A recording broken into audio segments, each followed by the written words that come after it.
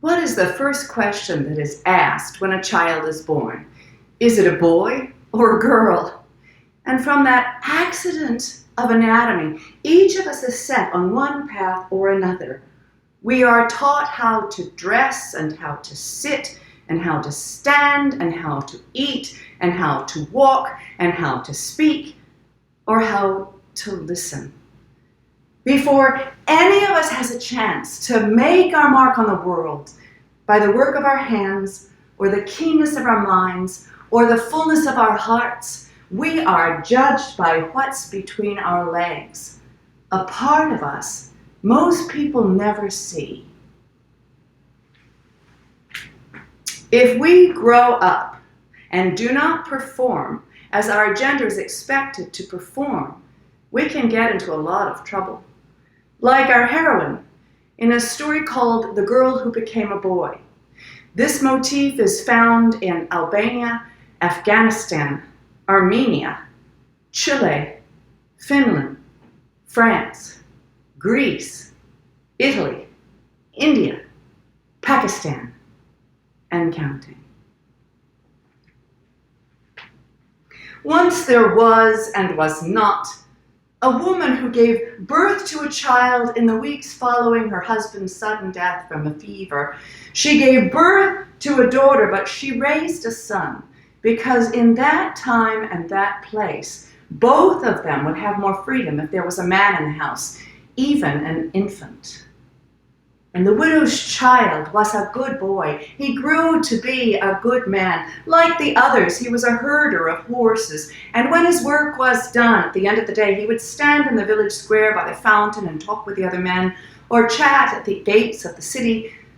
One day, late in the afternoon, just as a caravan had moved out through the gates and away, the widow's child saw a young woman standing holding a bag of fruit, looking lost and alone. He went up to her and said, "Come, I will take you to my mother's house. She will keep you safe." And that's what he did. The widow was delighted, for she'd given birth to a daughter but raised a son, and now for a time she had both. And in those few days, the widow's child and the strange girl came to love one another, though the widow said this cannot be.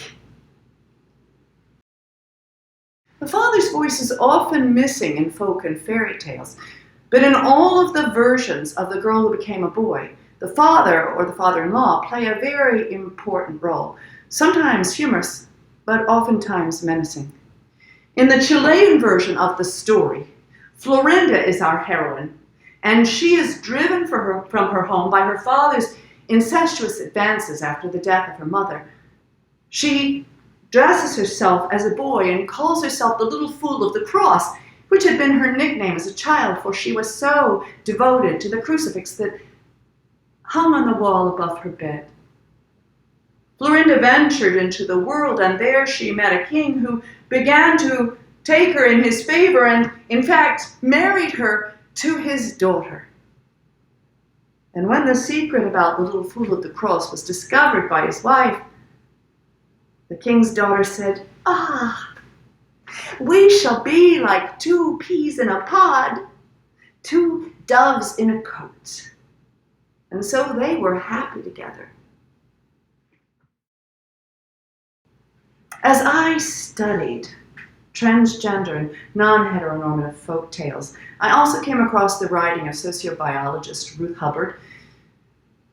She says, if a society divides its children and places half in jeans or overalls and exhorts them to climb trees and have adventures, while dressing half in skirts and telling them not to move in a way that shows their underpants, when at puberty, it exhorts the half in jeans to eat like a growing boy, while exhorting the half in skirts not to get fat.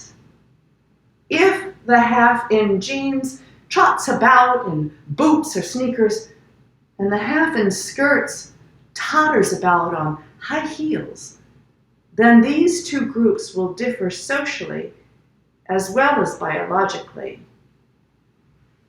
I remember talking to another mother who had a small son.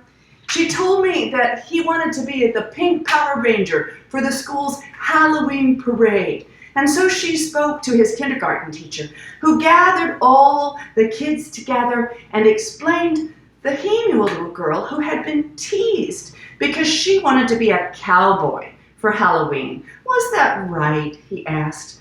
And the children all swelled with an innate sense of injustice and said, no, she should be able to be what she wants. That's right, said the teacher. And my French child said, and I want to be a pink Power Ranger. Yay, said all his classmates. By now, I have spent 40 years collecting transformation stories. Stories about animal offspring, or fox brides, or serpent husbands, or dragon siblings, or young men and women who are cross-dressers, standing just at the border of becoming their true selves. A friend heard about my search, and she told me about an experience in which she was telling stories in a classroom full of goth teenagers dressed in black. She was telling the wonderfully titled story, The Ladly Worm of Spindlestone Hugh. And in it, a princess is magicked into the body of a dragon by her jealous stepmother. And now, her brother or her lover, depending on which side of the English-Scottish border you hear the story on, discovers that to rid the kingdom of this monster, he must not kill it, he must kiss it. And so he sheathes his sword, and he girds his fear, and he smooches those leathery, soot-flecked lips, and the dragon skin falls away, revealing and redeeming the girl within. My friend said that in that classroom that day there was one child who stood out, a boy dressed in pastel colors, and when the story was done, he came to her and spoke in words that the folk tale had given him, saying, I'm in the wrong skin. Our bodies are the intimate landscapes in which we live.